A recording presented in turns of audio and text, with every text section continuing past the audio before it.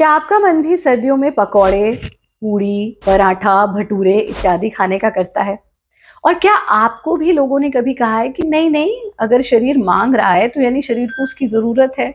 ये भी आपने सुना होगा कि सर्दियों में तो पराठे, पकौड़े इत्यादि खाए ही जाते हैं।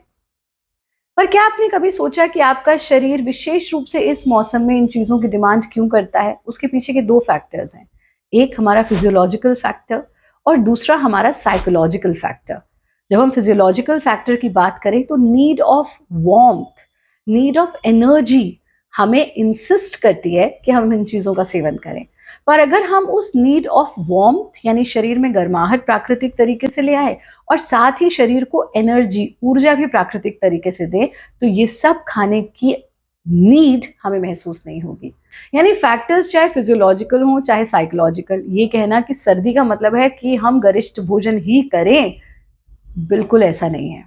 बल्कि सर्दियों में आपकी रसोई में कुछ ऐसी चीजें छुपी हुई हैं जो आपके एक एक रोग का समाधान है, बस हम उसके विषय में जानते नहीं हैं। तो अगर आप भी चाहते हैं कि भोजन के माध्यम से बिना दवा लिए हम कैसे अपने रोगों को ठीक कर सकते हैं और क्या ऐसी चीजें हमारी रसोई में छुपी हैं जो मेरे पर्सनल डिजीज में काम आएगी, वो जानने के लिए वीडियो को अंत तक जरूर देखिए।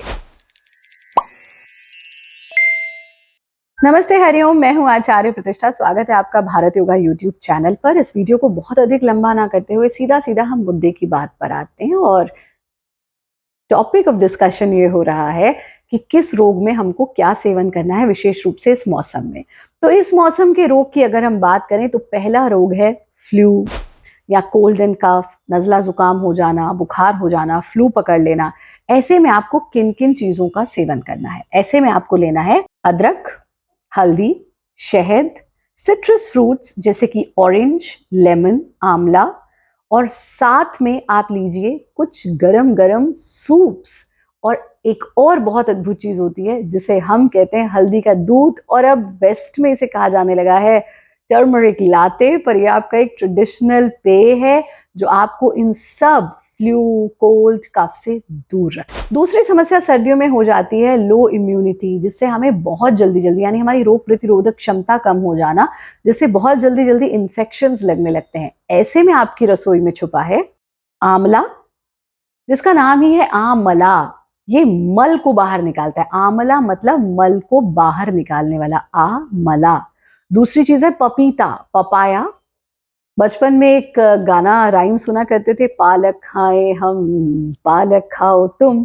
तो तीसरी चीज आपकी इम्यूनिटी को बेहतर करने के लिए है पालक, स्पिनच। और चौथी है सीड्स और नट्स। विशेष रूप से आप तिल का सेवन कीजिए, आप फ्लैक्स सीड्स, अलसी के बीज का सेवन कीजिए, आप नट्स का सेवन कीजिए। ये सब आपकी रोग प्रतिरोधक क्षमता को बढ़ाएगा। तीसरी चीज आ जाती है ड्राई स्किन, क्रैक्ड लिप्स, होठों का फट जाना, आपके स्कैल्प पे रूसी हो जाना यानी डैंड्रफ, रूखी त्वचा, ड्राई स्किन, क्रैक्ड लिप्स। और इसके लिए आपको सेवन करना होगा तिल के तेल का, बादाम और अखरोट का, गाजर का, चकुंदर का, और सबसे महत्वपूर्ण चीज जो अमृत के समान है, नारियल पानी। क्योंकि सर्दियों में वैसे भी हम अपने आप को हाइड्रेटेड नहीं रखते हैं, पानी बहुत कम। चौथे नंबर पे आता है जॉइंट पेन और अर्थराइटिस। जोड़ों में दर्द, घुटनों में दर्द, कमर में दर्द, अलग अलग जॉइंट्स में पेन हो जाना। जिन लोगों को अर्थराइटिस की रेगुलर प्रॉब्लम है उनकी समस्या बढ़ जाती है।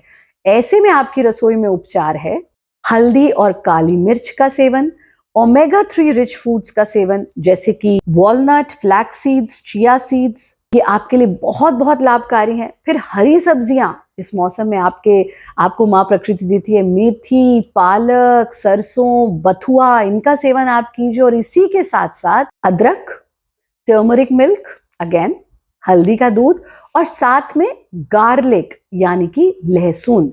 जिन भी लोगों को जॉइंट पेन रहता है उनके लिए लहसुन एक दवा के रूप में कार्य करता है। और विशेष रूप से इस मौसम में अगर आप गार्लिक का सेवन करते हैं, क्योंकि उसकी प्रवृत्ति गर्म होती है, तो गर्मियों में तो हमें इसका सेवन अधिक नहीं करना चाहिए, पर वेरिकोस वेन्स में, सciatica में, अर्थराइटिस में इसके बहुत अच्छे औषधीय गुण होते हैं। दूसरी समस्या सर्दियों में आ जाती है साइनसाइटिस, जिनको है वो बहुत बढ़ जाती है, कंजेशन हो जाती है, नाक बंद हो जाती है, सांस लेने तक में तकलीफ होने लगती है। ऐसे में आपकी रसोई में छुपा है काली मिर्च का सेवन, अदरक के काढ़ा, अदरक का काढ़ा बना करके पीजिए। अगेन गार्लिक साइनसाइटिस के पेशेंट्स के लिए बहुत बहुत लाभकारी है। गरम गरम सूप बना करके अगर आप पीते हैं वो बहुत लाभकारी है। एंड सर्टेन स्पाइसेस, कुछ ऐसे मसाले जैसे कि सिनेमन, क्लोव, कार्डेमम, ये आपके लिए बहुत बहुत लाभकारी है। सर्दियों में एक समस्या और हो जाती है और वो है वजन बढ़ जाना। होगी ही जब गरिष्ठ भोजन करने का मन करेगा। और सिर्फ गरिष्ठ भोजन ही नहीं, जनरली भी जिन लोगों की टेंडेंसी वेट गेन की होती है या जिनकी नहीं भी होती है, सर्दियों में हमारा वजन थोड़ा बढ़ जाता है। अगर आपको भी लगता है कि सर्दियों में वजन बढ़ रहा है तो आपकी रसोई में इसका भी उपचार छुपा है। और वो उपचार है, सर्दियों में आप खा सकते हैं आप मिलेट्स, अलग अलग तरह के मिलेट्स। आप बाजरा खाइए, रागी खाइए, ज्वार खाइए। फिर रूट वेजिटेबल्स जैसे कि मूली, जैसे कि गाजर, जैसे कि चकुंदर, जैसे कि शकरकंदी, इनका सेवन हम सर्दियों में जरूर करें। इसी के साथ साथ ग्रीन वेजिटेबल्स जैसा हमने बताया, मेथी, बथुआ, पालक, सरसों, इनका सेवन, सूप्स का सेवन जरूर करें। बल्कि डिनर स्किप कर दीजिए। स्किप करने से मेरा मतलब है कि डिनर तो करें लेकिन क्या खा रहे हैं, हर दिन एक नया सूप बनाइए अपने डिनर में। और सर्दियों में हमको प्रोटीन की मात्रा भी बढ़ानी चाहिए। आप दालों का सेवन कीजिए, आप लेंटिल्स का सेवन कीजिए, ये आपके लिए बहुत लाभकारी है और वजन घटाने में भी आपके लिए लाभदायक। सातवीं समस्या हो जाती है सीजनल डिप्रेशन, क्योंकि सूर्य की किरणें अच्छे से नहीं मिलती। तो सीजनल डिप्रेशन यानी सर्दियों का डिप्रेशन भी अपने आप में एक बड़ी समस्या होता चला जा रहा है। सूर्य की किरणों के अभाव में, मौसम के परिवर्तन में बहुत सारे लोगों को सीजनल डिप्रेशन हो जाता है। ऐसे में आप अपनी डाइट में ऐड कीजिए ओट्स को, आप अपनी डाइट में ऐड कीजिए बनाना, केला को। हम वंदनीय गुरुदेव हमेशा कहते हैं केला कभी ना खाओ अकेला, तो 2 केले तो प्रत्येक व्यक्ति को प्रतिदिन खाने ही खाने चाहिए। इसी के साथ आप अपनी डाइट में ऐड कीजिए नट्स एंड सीड्स को, वार्म हर्बल टीज को। चाय मतलब वो वाली चाय नहीं जिसमें आप पत्ती खौला खौला के पीते हैं। बहुत सारी हर्बल टीज, हमने इतनी सारी रेसिपीज आपके साथ शेयर की हैं, उनका लिंक भी डिस्क्रिप्शन बॉक्स में शेयर कराएंगे। आप वो ले सकते हैं, आप एप्पल टी ले सकते हैं, आप स्ट्रॉबेरी टी ले सकते हैं। घर पर फ्रेश एप्पल से, फ्रेश स्ट्रॉबेरी से बनाएं। आप तुलसी टी ले सकते हैं, आप जिंजर टी ले सकते हैं, आप हल्दी को जो है पानी में उबाल करके ले सकते हैं। So there are so many herbal teas that you can prepare at home. और सबसे सबसे महत्वपूर्ण चीज, सर्दियों में जब सूर्य की किरणें मिलें उनको जरूर ग्रहण कीजिए, क्योंकि वो आपके लिए बहुत बहुत लाभकारी है। 8वीं चीज है कॉन्स्टिपेशन, कब्ज, कोष्ठबद्धता। सर्दियों में अक्सर लोगों को कॉन्स्टिपेशन हो जाती है और उसका सीधा सा कारण है फाइबर रिच फूड नहीं ले रहे हैं। हमें तो लग रहा है कि पराठे पकौड़े, और ऊपर से कुछ इन्फ्लुएंसर्स ने उस पर टैग लगा दिया कि your body is demanding that, so eat that. उसकी वजह से फाइबर नहीं हो रहा बॉडी में। और साथ में पानी का सेवन तो कर ही नहीं रहे हैं, क्योंकि भाई ठंडा ठंडा पानी कौन पिए और गुनगुना कौन करे उसे, उस चक्कर में हमने पानी पीना बंद कर दिया।